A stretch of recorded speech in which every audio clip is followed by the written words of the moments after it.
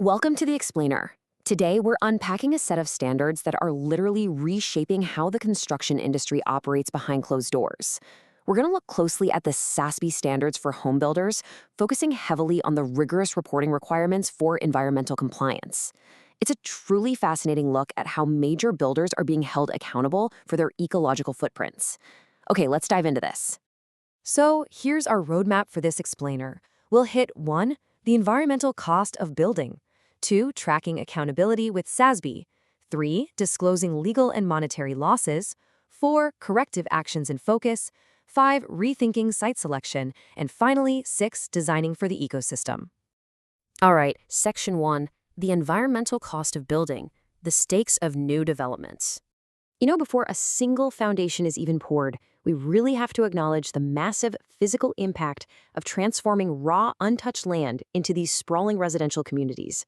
Get this, construction activities generate hundreds of millions of tons of waste every single year in the US alone. That's astronomical. So I want to pose a question right out of the gate. What is the true cost of a new neighborhood? We usually just think about the cost of bricks, mortar, labor, and buying the land, right? But the reality is that every single new development inherently disrupts an existing ecosystem. The true cost actually includes the environmental tax of that disruption, and how carefully a builder manages that transition, well, that determines both their ecological and financial viability. And when things go wrong, the fallout is absolutely severe. Environmental missteps aren't just bad for the planet, they trigger this massive domino effect for the business itself. Imagine a spill leading to land or water contamination, or just sloppy mismanagement of construction waste that puts an excessive strain on local water resources. For the builder, this immediately translates into costly fines and massive project delays. But you know what's even worse? The long-term damage to their brand's value. If a builder gets a reputation for negative ecological impacts, local communities and regulatory boards are going to push back hard on any future permits. That can effectively cripple a builder's future market share. Moving on to Section 2, Tracking Accountability with SASB, the standard for transparency. With stakes this high, investors and communities desperately need a reliable way to see exactly how these massive environmental and financial risks are being managed. Enter the SASB standards, which are now overseen by the IFRS Foundation. They create this uniform, highly transparent framework. Basically, they ensure that investors aren't just taking a builder's word for it when they claim to be, green.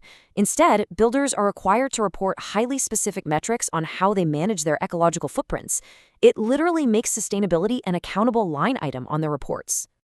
You could actually think of these SASB requirements as a sort of two-sided balance sheet for environmental compliance. On the left side, we've got the quantitative data. These are your hard financial losses, the fines, and the legal penalties that hit when a builder breaks the rules. But then on the right side, we have the qualitative data.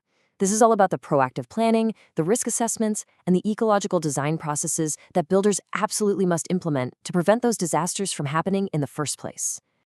Okay, let's get into Section 3, Disclosing Legal and Monetary Losses, the hard numbers. Let's zoom in on that left side of the balance sheet first, specifically focusing on a standard known as Metric IFH B16A.3. Under this particular metric, homebuilders are required to be entirely transparent and disclose the exact total amount of money they lost during the reporting period because of legal proceedings tied to environmental regulations. It's a stark, completely unavoidable number. It tells investors exactly, down to the dollar, how much a company's environmental negligence is costing them. So, to translate that into plain English, what exactly counts as a legal proceeding here? Well, it encompasses any adjudicated proceeding involving the builder, whether they're standing before a judge in a court, answering to a government regulator, or working things out through an arbitrator. It all counts. And we're talking about actions taken over serious offenses here, things like surface water contamination, hazardous waste mismanagement, or illegal air emissions. Now, the really crucial point here is understanding exactly what makes up that final number. The metric explicitly includes all monetary liabilities paid out to the opposing party. So we're talking civil actions like judgments or settlements, regulatory proceedings like penalties or disgorgement, and even criminal restitution. But here's the catch, and it's a big one. It completely excludes the legal fees and expenses the company racked up trying to defend itself. Why? Because SASB wants to isolate the actual penalties. They want investors to see the pure, unvarnished cost of the environmental violation itself, without it getting all muddied up by variable lawyer fees. Which brings us to Section 4, corrective actions in focus, fixing the root cause. Look, SASB knows that just cutting a check for a fine doesn't actually solve the environmental problem. It really isn't just about the fine. Paying a penalty is entirely reactive. Think about it. If a builder pays a $1 million fine for runoff contamination, but literally changes nothing about how they build, they're just going to get fined again next time, right?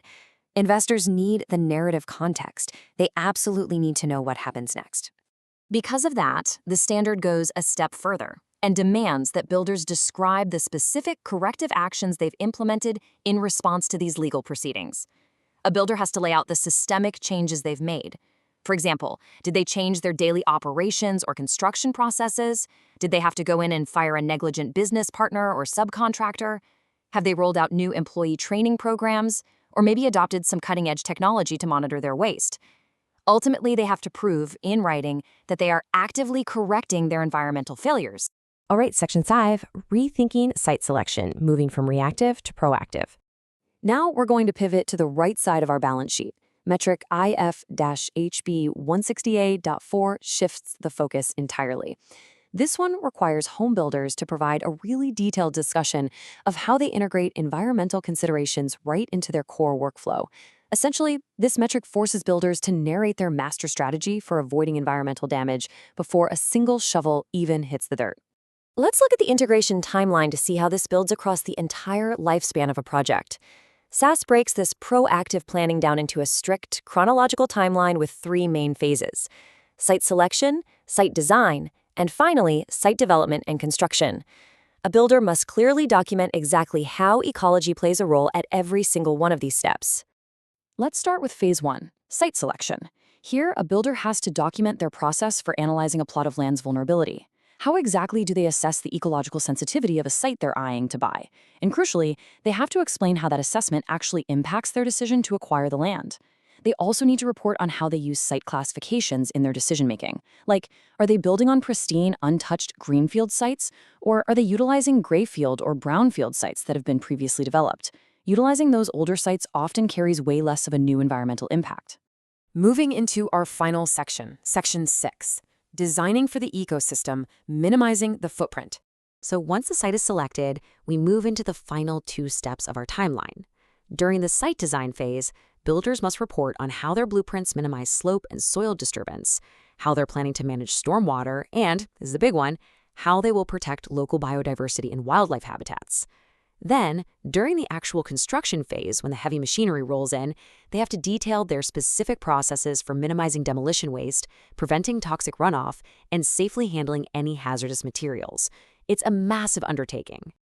Just to wrap up these qualitative disclosures, builders also have to lay out their internal policies for risk assessment. They've got to explain how they identify environmental risks early on. Plus, they need to list any external codes, guidelines, or industry standards they rely on to ensure that both their site design and their construction practices remain compliant and ecologically sound throughout the whole project. So why does all of this technical reporting matter to you and me? Well, because transparency today ensures long-term community viability tomorrow.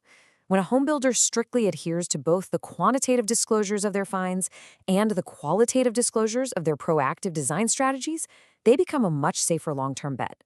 They're way less likely to face crippling legal fees, less likely to stall out on permits, and far more likely to build neighborhoods that integrate safely and naturally with the world around them. I want to leave you with this final thought to chew on. How might this level of transparency completely reshape the future of the communities we live in? As these rigorous standards become the norm, the days of just building blindly over delicate ecosystems are fading fast, replaced by an era of profound accountability. Thank you so much for joining me for this explainer and for your focus as we navigated the mechanics of sustainable development. Keep looking closely at the world being built around you.